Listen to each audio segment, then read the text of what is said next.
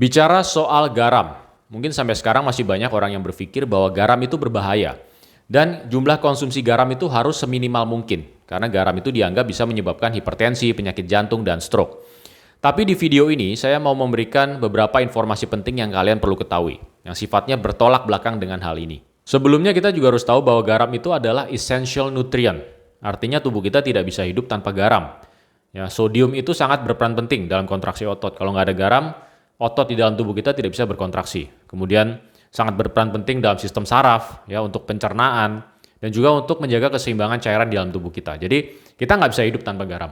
Dan kita juga mungkin sering dengar bahwa batas konsumsi sodium per hari itu dibatasi maksimal hanya 2.300 mg.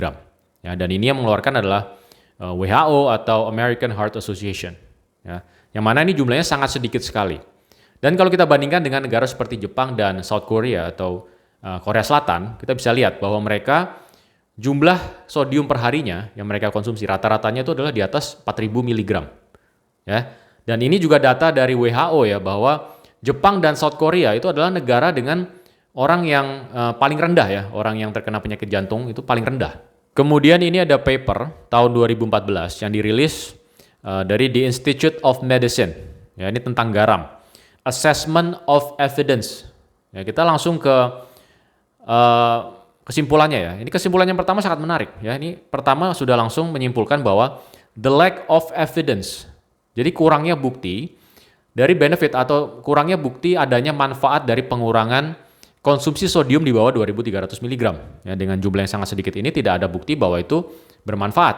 Ya, kemudian bahkan concerns for harm. Ini bahkan bisa berbahaya. Ya, dengan jumlah sodium yang sangat sedikit ini, rekomendasi yang sangat sedikit ini itu bisa berbahaya.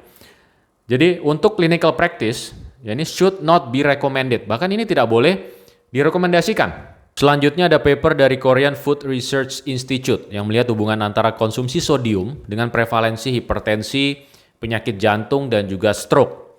Ya, di sini menggunakan data sampel sebanyak 27.346 orang. Ya, jadi ini sangat besar sekali sampelnya.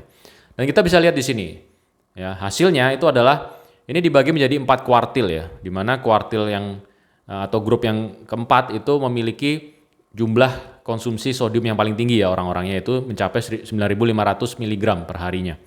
Dan di sini bisa dilihat pada kuartil yang ini justru jumlah hipertensi, kemudian penyakit jantung dan stroke itu yang paling rendah. Ya, bisa kita lihat di sini. Kemudian justru pada kuartil yang pertama di mana jumlah sodium yang paling rendah konsumsinya itu sekitar 2.300 itu justru memiliki jumlah hipertensi, kemudian penyakit jantung dan stroke yang paling tinggi.